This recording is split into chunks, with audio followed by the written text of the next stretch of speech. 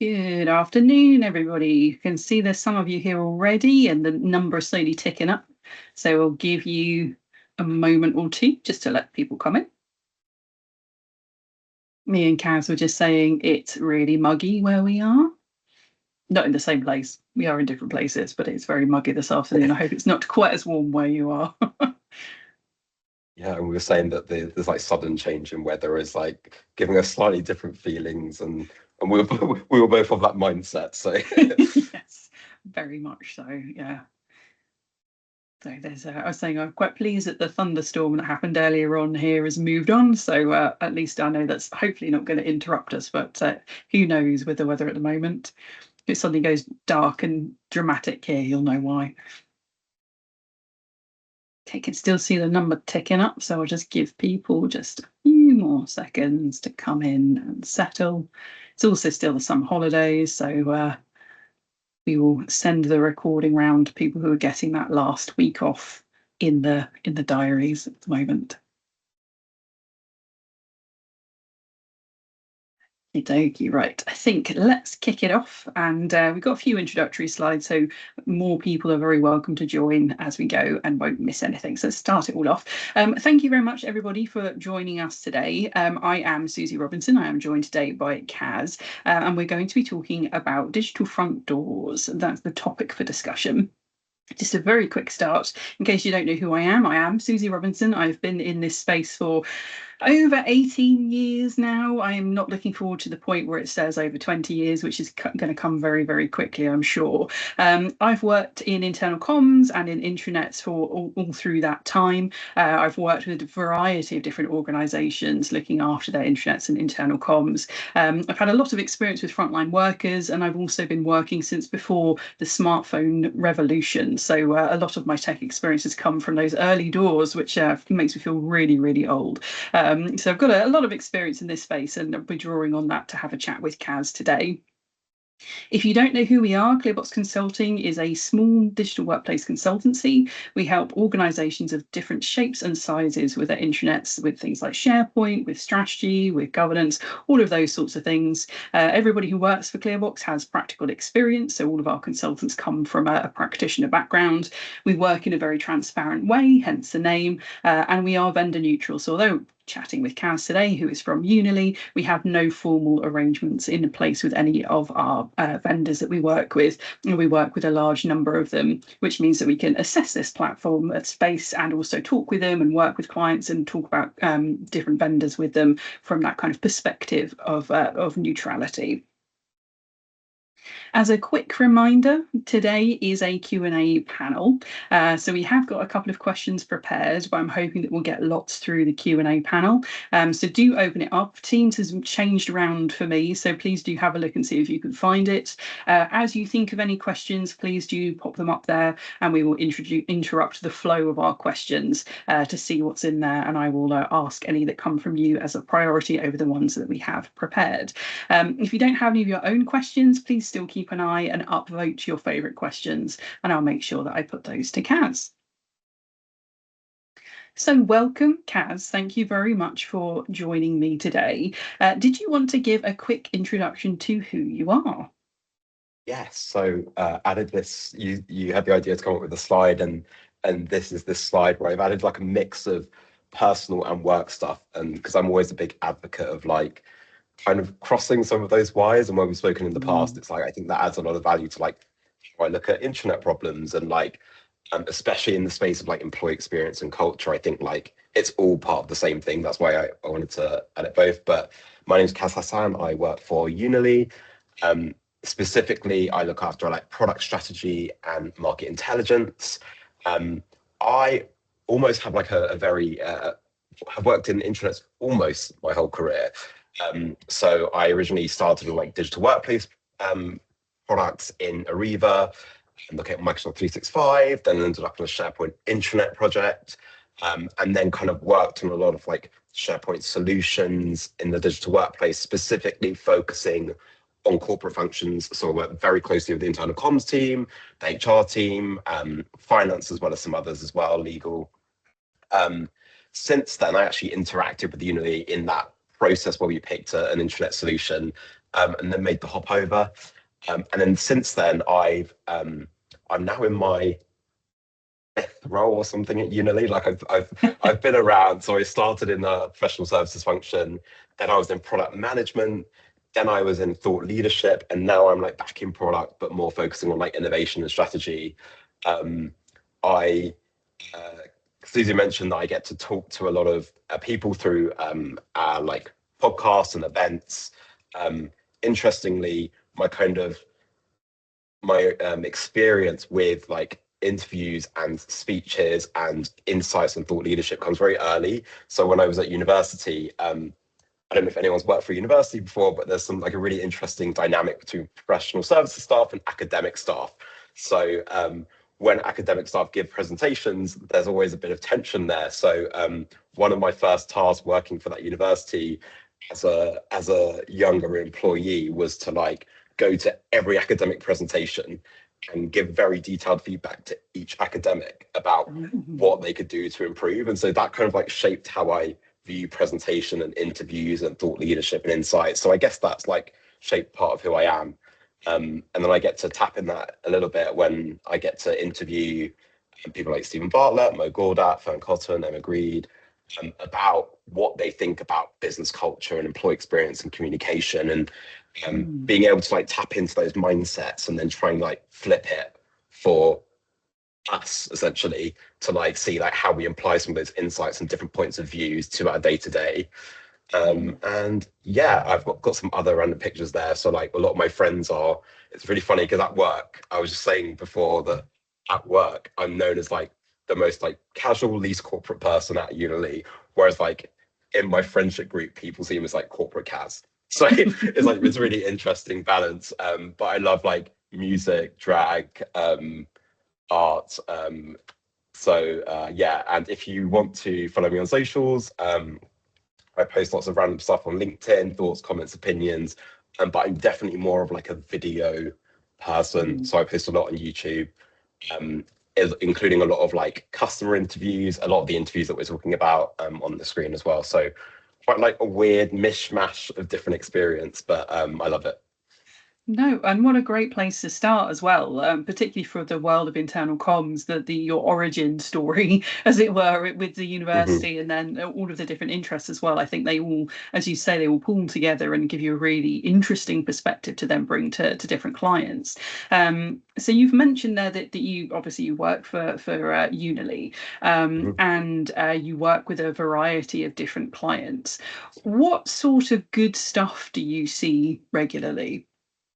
Yeah, it's really interesting because I feel like there are organizations can be so different in so many ways, and it really takes like, at the end of the day, technology is technology, and it really requires people and a bold vision to push stuff forward.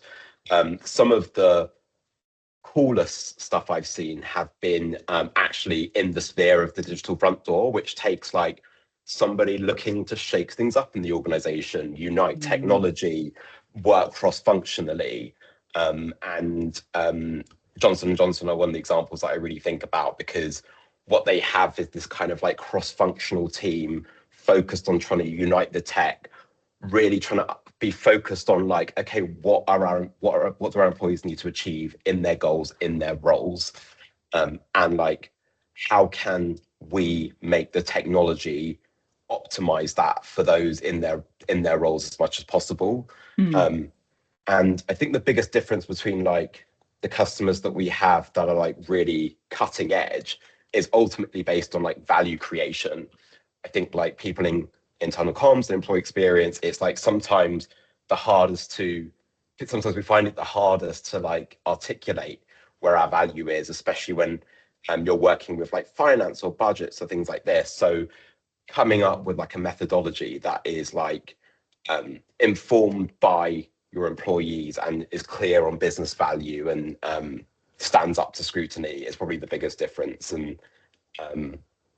yeah, I think Johnson & Johnson are one of those examples, and they do that through the digital front door, and they calculate the value of their digital front door.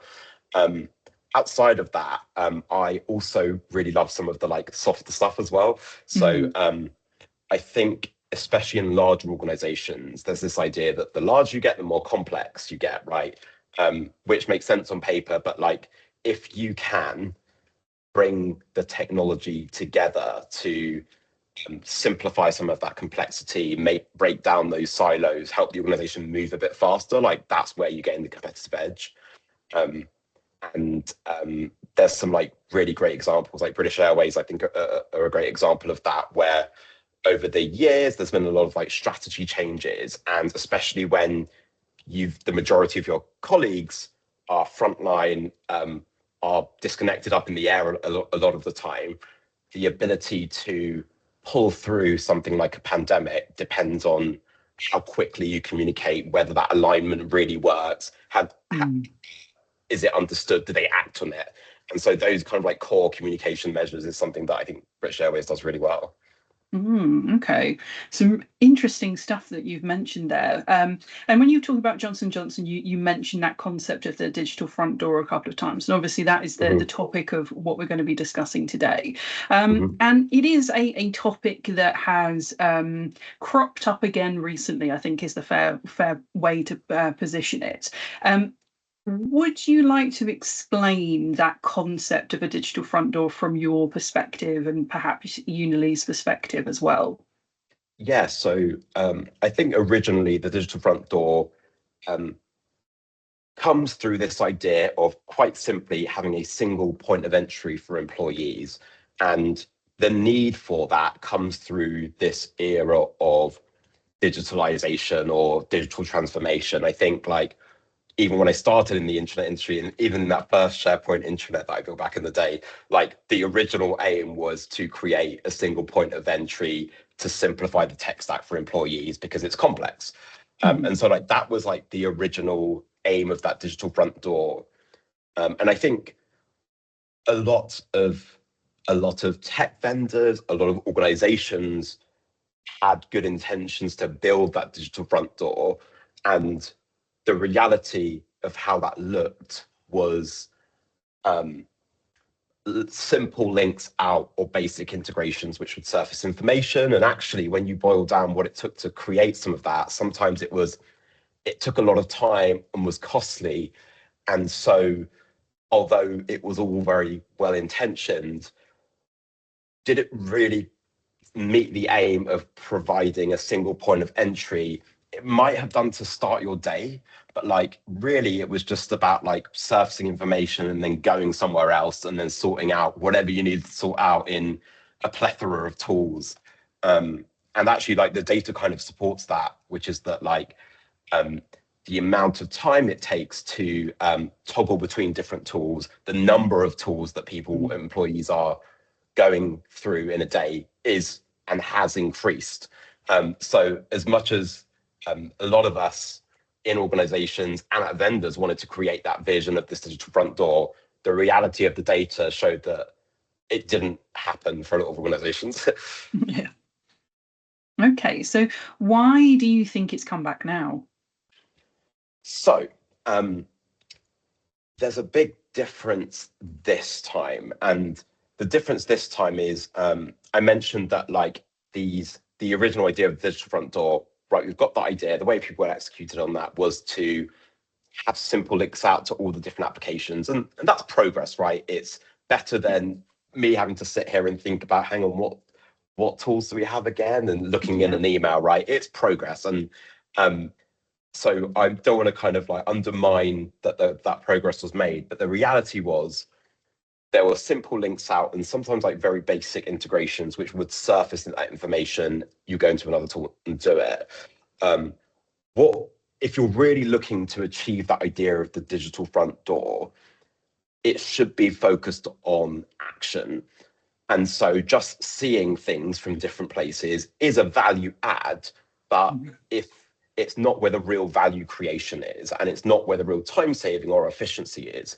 And so this time round, in this kind of AI era, rather than having to look at every single integration or surfaced information as an extra task, which was timely and costly, there is a opportunity to actually like leverage MCPs and and APIs to make that whole process of integrating tools into one digital front door faster, and ultimately not just focused on surfacing information like, okay, I can see how many days of holiday I have in my intranet, great, but like, what's the point in that if I'm actually going to have to leave and go to two other tools in order to complete the action? So it's trying to like turn that information and focus on action. And so where there have been advancements with AI, leveraging like the smartness to have some of that interaction based on user chats and essentially conversational interfaces, to making sure that we can complete end-to-end tasks across not just one tool, but like multiple tools. And so that is what's different this time round. It's the not just looking at like, oh, one tool, there's this one integration, one tool, there's this one integration. It's can we have the ability to like have conversational interfaces working across multiple tools, able to ensure that employees can complete a task or an action without having to leave that digital front door and toggle between 100 different tools and forget what they were doing in the process. Yeah, and do you think that means it's more likely to succeed this way round, well, this time round as a concept, perhaps than it was 5, 8 years ago when it first really started to emerge? I certainly think so.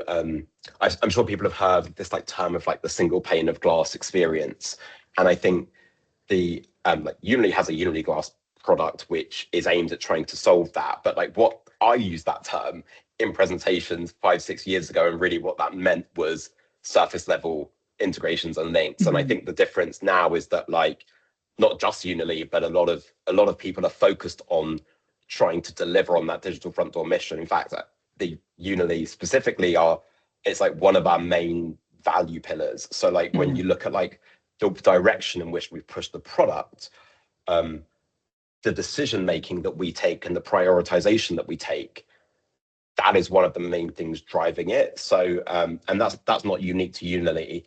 It is understanding that like things have got very, very complex and we're trending in a bad direction, and that actually and you'll notice this in the internet market space, the better partnerships that are happening between tech vendors in order to try and deliver on that mission. Whereas before, everyone thought they could kind of succeed individually and build this and build that, and that was never going to work. And I think we have this more like cooperative, open, transparent tech partnerships to deliver on that, and that's why I think it will succeed this time. The partnerships is a really interesting point, and I think that you're right. Actually, I think I'm seeing that in the different demonstrations that I'm having from different vendors. So as you say, Unily is certainly a good example of that kind of chat interface integration type AI approach. But there are others out there. But there are also examples of this sort of chat interface, digital front door type approach in other systems that aren't intranets. So I'm talking about, without naming names, your sort of ticketing systems or perhaps your HR systems. Yeah. So in this age of agents, do you think there can be multiple front doors? And does this undermine the concept of a front door if there are multiple? I think that's like such a great question, because in a way it's a bit of it feels like a lot of the tech vendors are in a race. And I think if I was to stand here and say Unily will be the digital front door for every organization going forward, that would not be true or accurate. And I think when you actually look at and boil down how employees work, we know people work differently. And so even part of our digital front door strategy is not trying to force everyone to be just Unily first. Is actually about the interoperability with other systems as well, and being able to surface things in different ways. So having integrations that mean that you can query the latest news in, for example, some of those agents and tools. So I don't think that having a successful digital front door means absolutely every employee in that organization is going to start and finish every action in their role through one specific tool. I definitely don't think that will be the case, but I definitely do think that the intranet is the movement of direction is that the intranet will be that trusted, structured front door. And I think the way, of course, I use agents and co-pilots and all of these things in my role. But actually, if you think about in a crisis, you go to the BBC homepage. You don't necessarily ask ChatGPT, okay, tell me what's happening with this. And so this is where the minutiae detail about where the structure and the organization purposefully stitching things together in a way that is simple and structured and supports the employees in what they need to get done day to day is the big difference between, hey, let's just send everything everywhere. There has to be that fallback of structure and a front door that we stand by that is trusted and governed. And that's where I see that big role of the intranet. I agree with you, and I've been kind of echoing some of that sentiment for a little while now, and saying that intranets are agnostic, so they aren't also ticketing systems, they aren't also the payroll or HR system. They are there, as you say, to kind of improve that day-to-day start through that agnosticism, and so there probably is that ability to have them be that kind of true front door, because they are that agnostic. And as you say, in a crisis, people don't ask ChatGPT, they go to the BBC website, with the news of Dolly this week, and Tim Curry, and also the weather. And it's, you found out through the BBC website, you didn't necessarily find out through a ChatGPT. And so thinking about that, so a question that I get asked, and I'm intrigued by your thoughts on this, is that occasionally we will hear a client say to us, so and so in a department has said to us they don't believe that we should have a homepage, a traditional homepage for our intranet anymore. They think we should replace it with a chat interface search bar, and that's it, and there's nothing else presented, it's just all search oriented. What are your thoughts about that, particularly in that context of that digital front door concept? I will give you my personal opinion based on some of my experiences, although this maybe isn't necessarily the Unily line, but my view here is, so Unily has a lot of enterprise customers, so organizations of over 1,000 employees. The reality of where a lot of employees or organizations are at the moment mean that they're not totally there.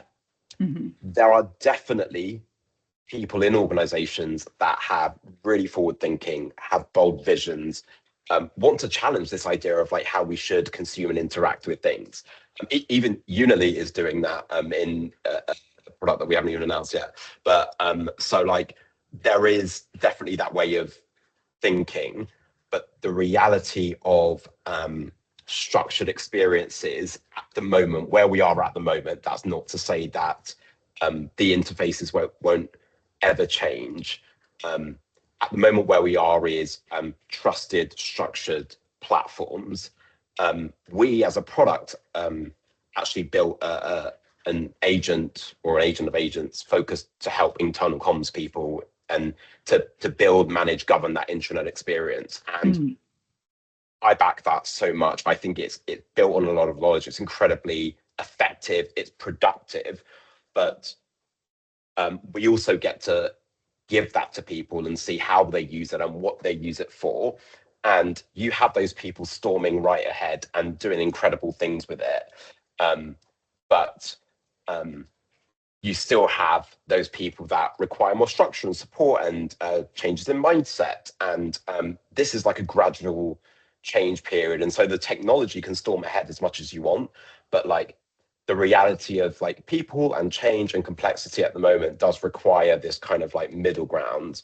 That's not to say that I don't ever think it will get there. I mentioned that the digital front door is a big part of Unily strategy. The other big part of that is looking at it as a system of record. So focusing on the content being true and up to date and governed, and which is increasingly important in like crazy hallucination world, miscommunication, and God knows what else there is out there.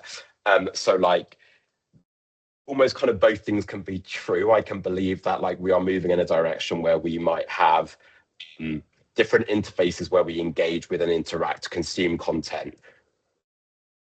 But I think where we are right now is structured platforms give people peace of mind and allow organizations to not leave stuff to chance and deliver things in a way that means that we have thought about this experience and we want to deliver it to employees in this way because of this reason. And where we are at the moment means that if you kind of leave some of that to chance, even if you look at some of the simple classic intranet use cases about critical crisis communications, like there is a way in which we deliver on that with intranets, and the way things are structured at the moment are kind of like in line with where organizations are. Yeah. Okay. That makes a lot of sense. And you mentioned there the need for good governance and a few other things as well. So given where we are and where a lot of the tech is going in this space, if an organization wants to start exploring that concept of the front door and wants to slowly introduce it, are there any good places that you would recommend people start, or are there any risks or pitfalls that people should plan for up front so they can try and avoid them? Yeah, there's a couple of different ways. So if you kind of want to start with the, I've seen some customers do this in very structured ways where you focus on where the loss of, like, where is the points of friction? So obviously going back to this original idea that the digital front door is simplifying through a simple point of entry, where is the friction in the tech stack? And how can we remove that friction? That was actually Johnson & Johnson's kind of original, the intranet team's message was our job is to remove friction.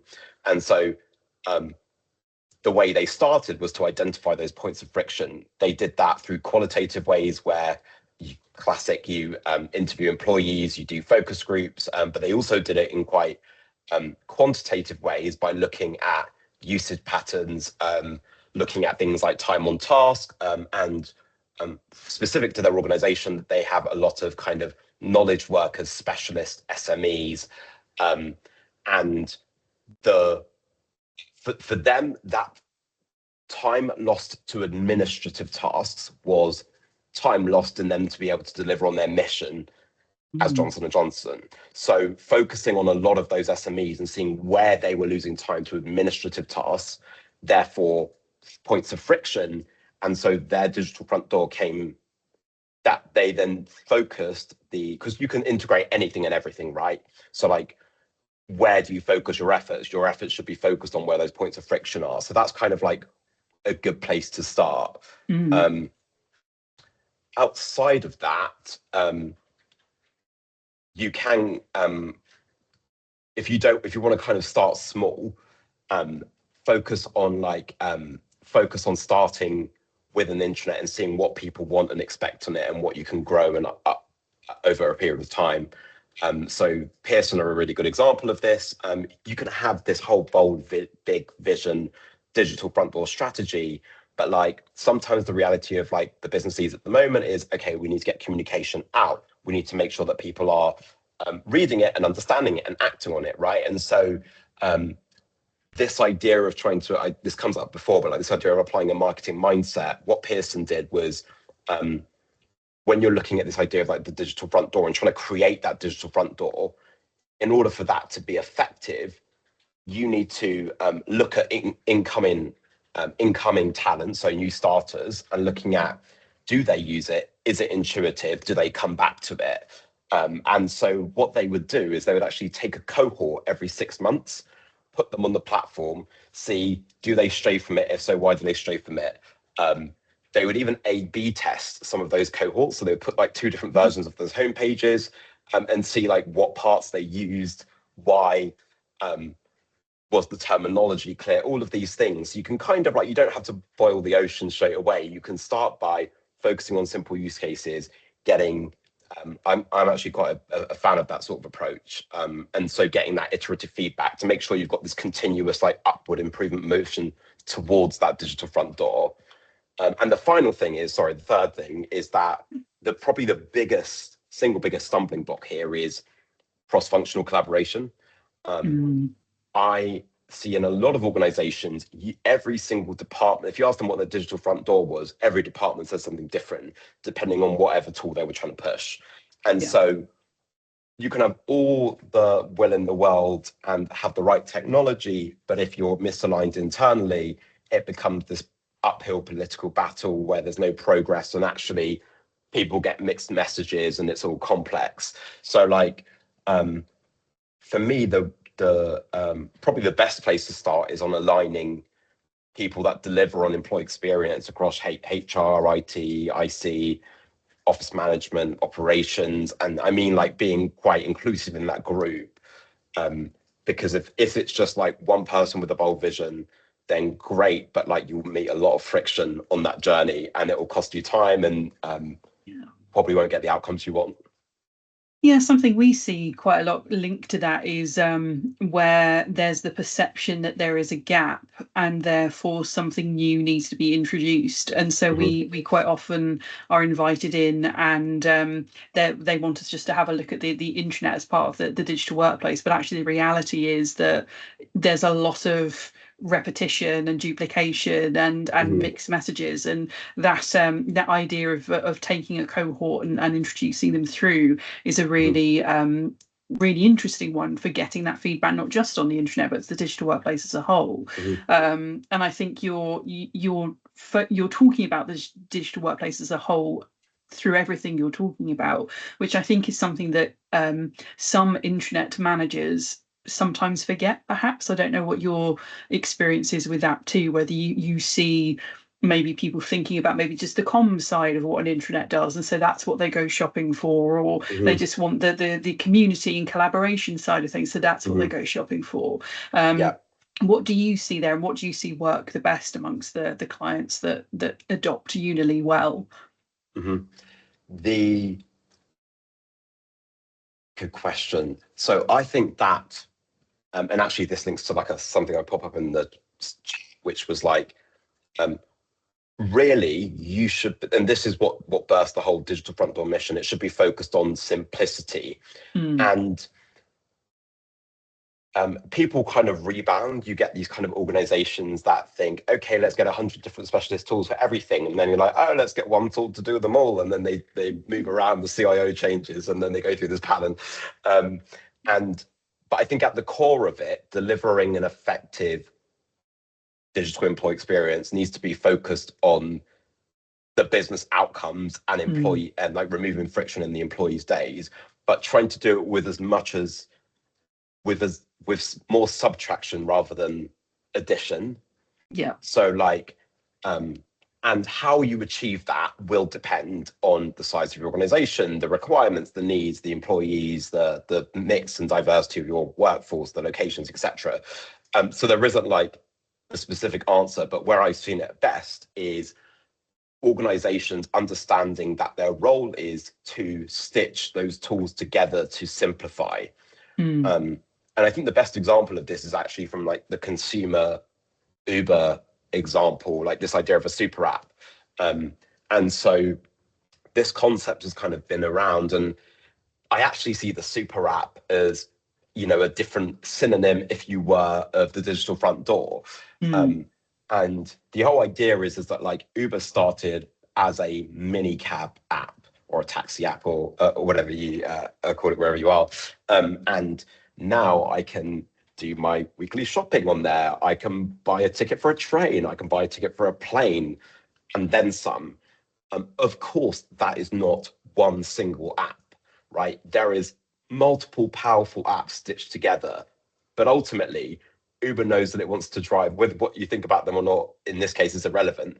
Their goal is to drive adoption of that app and to make it as simple as possible to drive the outcomes from their users. And they do that through simplifying the user experience. So I used to use delivery to order delivery food, but like I've just got back in my Uber. So like whilst I'm in that Uber, I might as well just order the food. It makes the process a bit simpler for me. So like that is kind of like pulling at like what we're trying to get with here is this like idea of like the super app. And of course that isn't actually one app. There's complex tech in the background doing complex stuff. And that will be the same for organizations. And this is where probably the most recently I've seen this achieved effectively was Etihad, which is one of our customers. They actually quite transparently spent longer on getting it right the first time. And you have different views on this, right? But essentially Etihad said, okay, we want to build a super app. The reason for us to get this important is because like that part of it is cultural. They wanted to make sure that the app embodied the culture, but also it was to do with like talent, and they wanted the best talent would have the tech that had the least friction and would enable them to do the best possible job they could to deliver the best customer experience. And so the super app was their vision, and they were laser focused on where, again, points of friction, integrating those into their Unily employee app. And they still use that kind of super app term. And I guess the data supports it on that.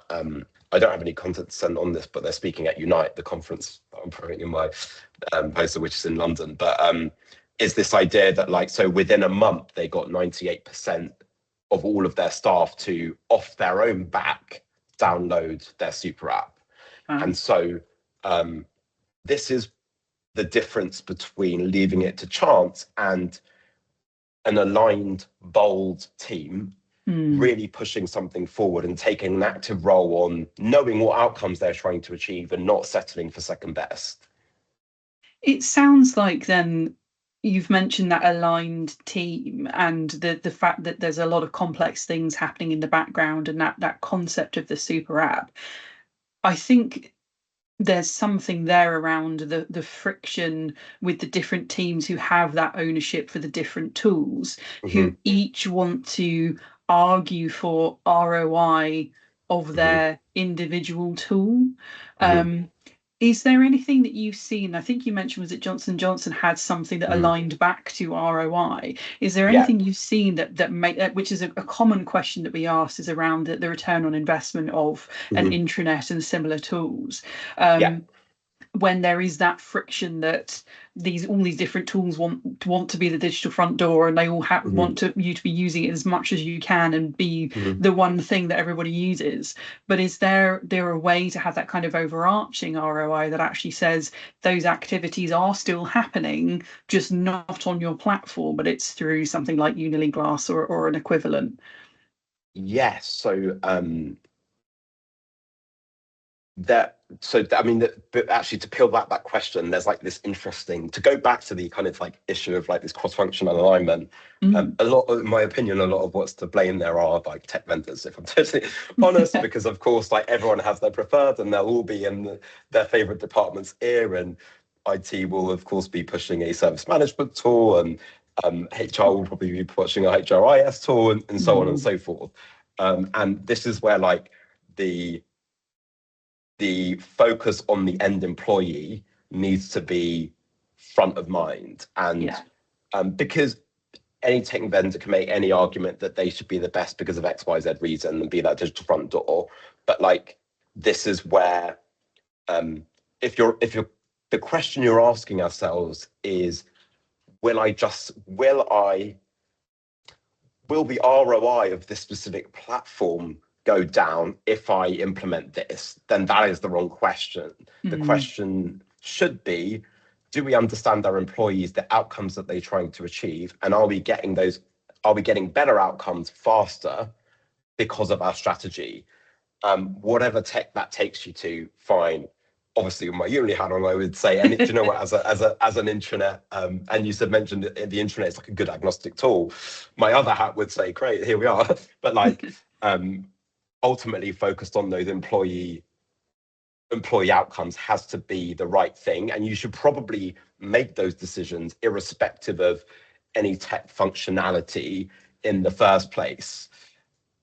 Yeah, I completely agree with you. And I've been a big advocate for intranet management teams wherever you live in an organization, actually having those really good relationships across the organization, so that you can have these sorts of conversations about the digital workplace as a whole, not just that kind of being in the corner and clutching onto your platform and saying, no, this should be the right solution.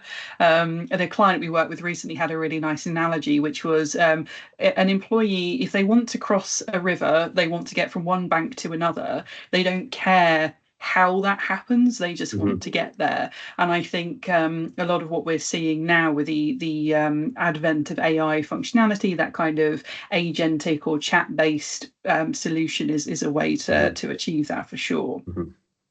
So how do you think people will know that they've been successful in that digital front door mission?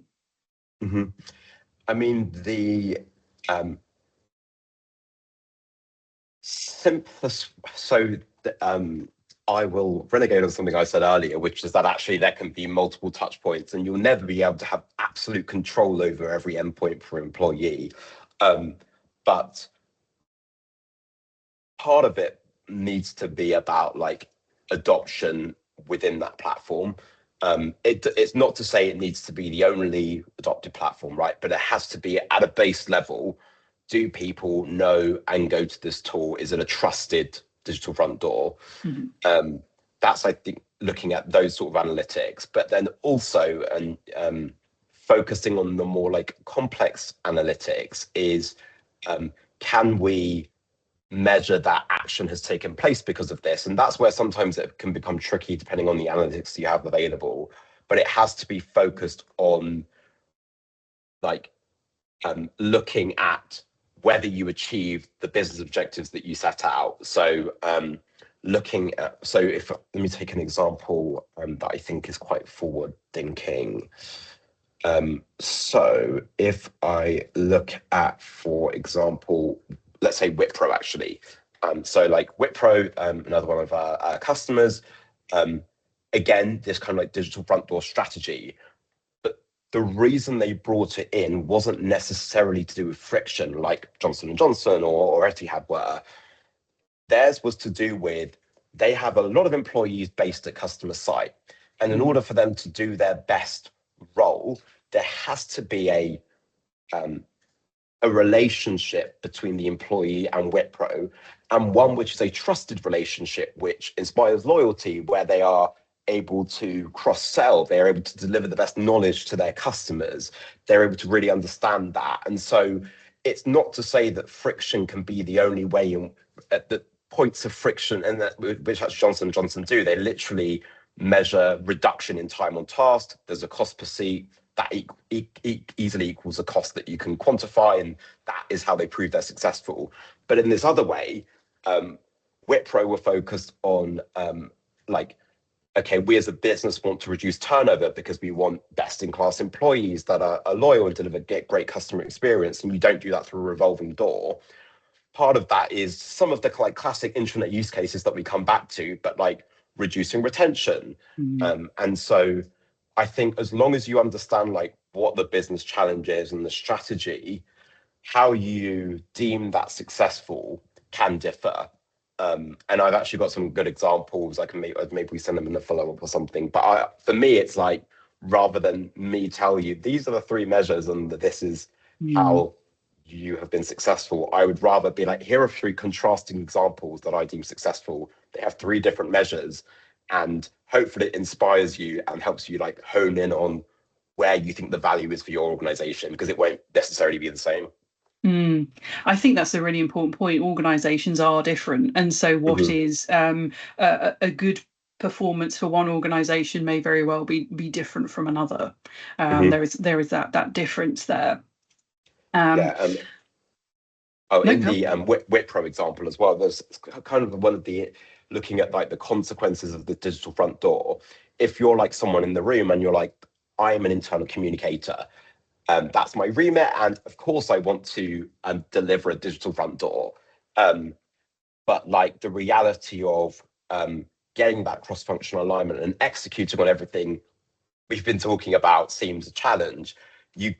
There is internal communication value to be had from a digital front door. In the case of Wipro, one of the issues they were having in the internal communication space was around excessive email. And I know people have different views on emails, but the reality is when you look at the data, and actually we did some research on this, like not like employees are being distracted every 30 minutes by irrelevant communications. And so that is not just like a distraction in and of itself, but based on that stats, an employee never really gets in to a kind of focus zone because of how often they're distracted by irrelevancy. So for you and your organization focused on internal communication in the first instance, and you can look at some of the other stuff later, that's great. But like it can be on reducing the number of reductions of distractions in your organization, irrelevant distractions, getting better targeting to make sure that like the right communications hitting the right people. In Wipro's case, they have this whole idea of like communications were being darted out, but like weren't in the context of the strategy. So like didn't land properly or weren't actioned properly. And like this is where your like good classic intranet solution like really delivers value as a digital front door. Is there's a hell of a lot of change, transformation, communication, knowledge being captured, agents, all of this stuff, right?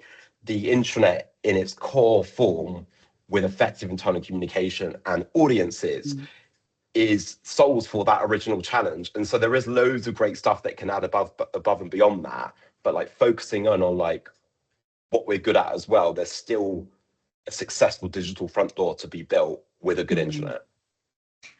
I think I agree with you again, and I grew up in a world where the internet manager was an actual job description. I was one in a couple of organisations, but it's a role that you see less and less now, and it is expected to be part of someone or many people's jobs, and quite often that does fall to internal comms.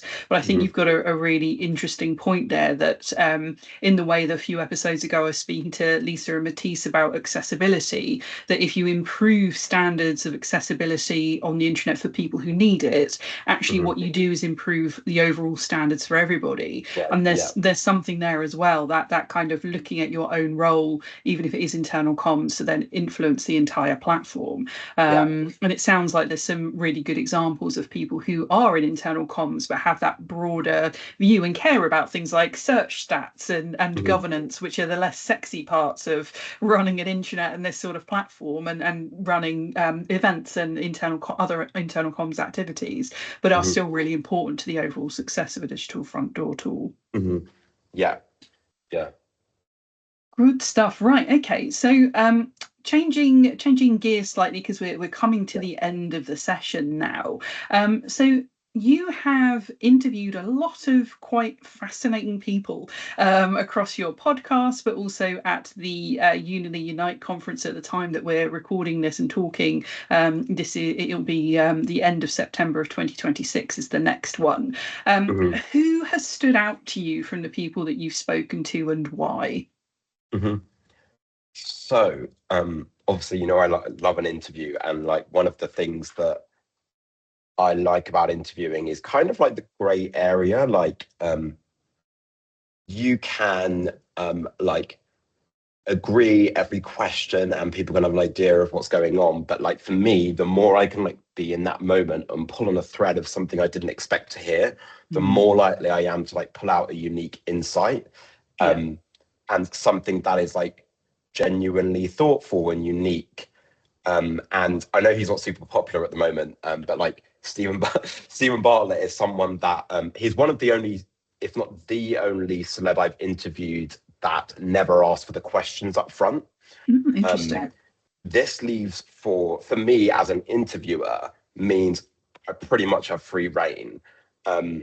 And he doesn't come with, he comes with his own, like, people have a lot of views about like him and his businesses, fine, whatever, but it's regardless or not, it's really interesting to be able to like challenge someone in the moment and be like, actually, that doesn't make sense to me. Like, can you actually validate that?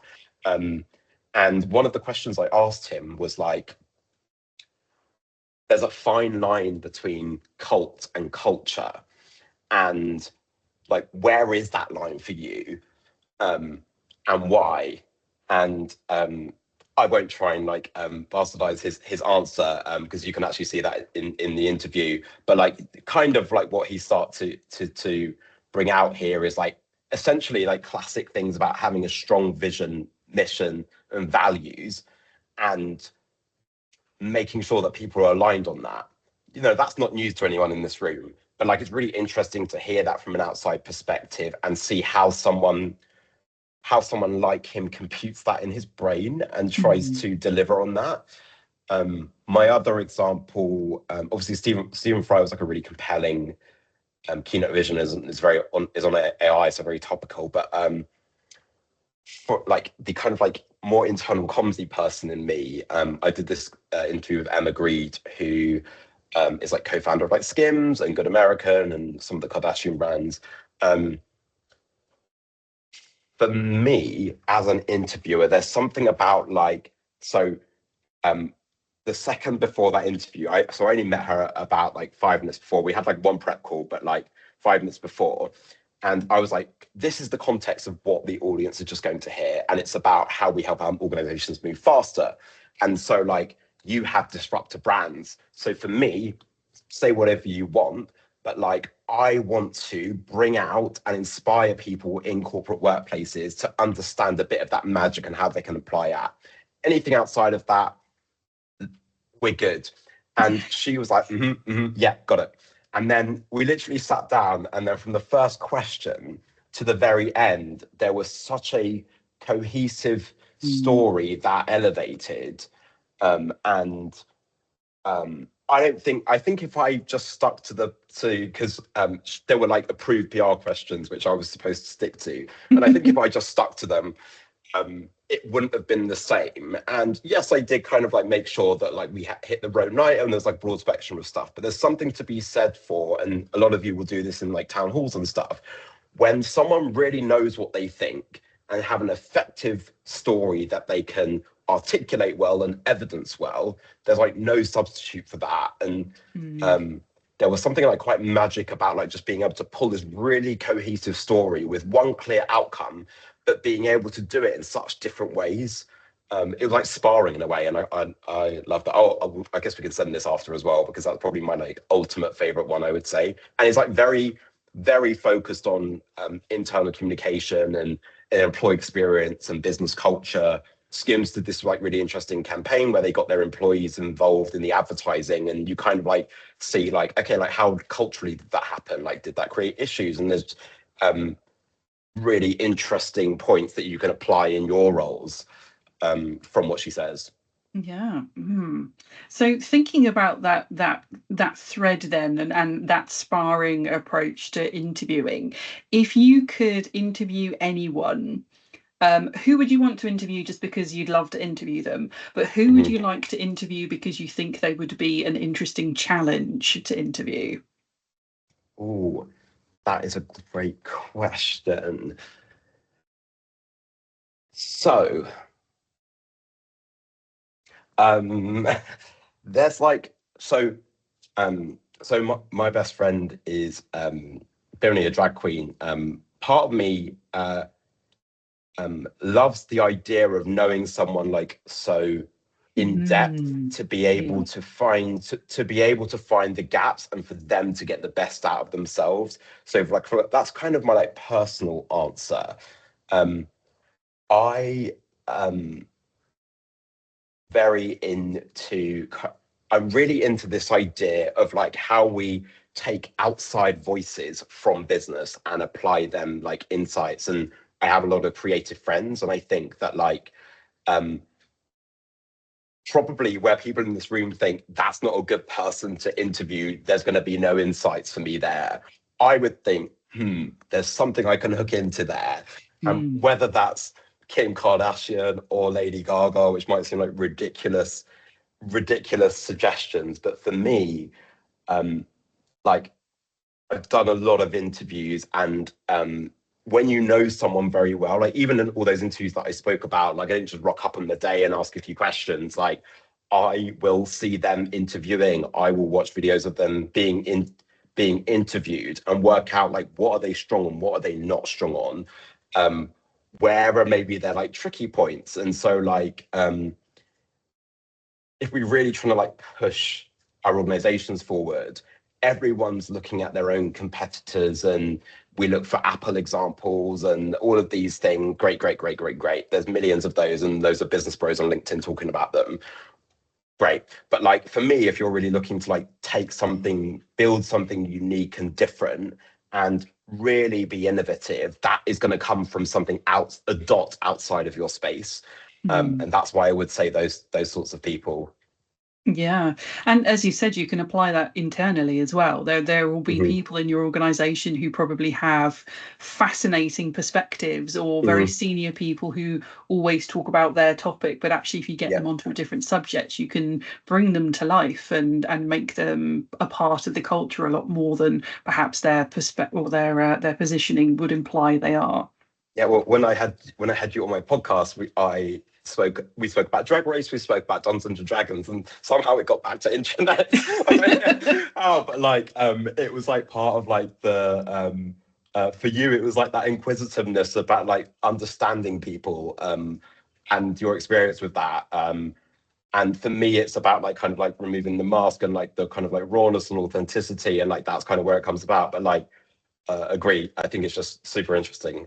Yeah, that authenticity point has come up so much in the last couple of years, and is an important part of that interviewing process. Well, thank you very much for coming along today. Been really fun chatting with you again. Let's end on one last question. So what book or podcast or YouTube channel or similar would you recommend for our audience to go and have a look at or listen to kind of check out this concept of the digital front door concept? Yes. So I on my own YouTube, I have that Johnson and Johnson video, which is all about the digital front door. Also, interestingly, my podcast interview with you, I thought was like that kind of like where actually some of it came up. So if you're looking for like the shoe on the other foot. Excellent. And also specifically like why the internet is qualified as a technology to deliver on that role. So like if you feel like you're facing an uphill battle and tech vendors are in other people's ear and you're like, okay, I don't know where the internet fits in all of this. I've been hearing that argument for like pretty much my whole career, and I'm sure Suzie has as well. So like if you're looking to like arm yourself to be able to like handle objections or understand like why we think the internet is qualified in order to deliver on that, I push our own interview on with the shoe on the other foot. Yeah, I would concur with that wholeheartedly. We're not biased at all. No, not at all. Go listen to more drag queens and D&D and hear the context behind that comment. Yeah. Amazing. Well, thank you again so much for coming along today. It's been really good to chat with you. Hopefully everybody who was on the call has enjoyed that live. We will be sharing the recording later, so you are very welcome to rewatch it and also to listen back, hopefully as well. I have the next session is planned already for September, so please do come and join me, where I'll be talking to Jonathan Phillips and Sharon O'Day, and we'll be talking about their new book. And until then, enjoy your digital workplaces, enjoy your intranets, and we'll see you in the next episode. Thanks very much, everyone. Bye now. Bye.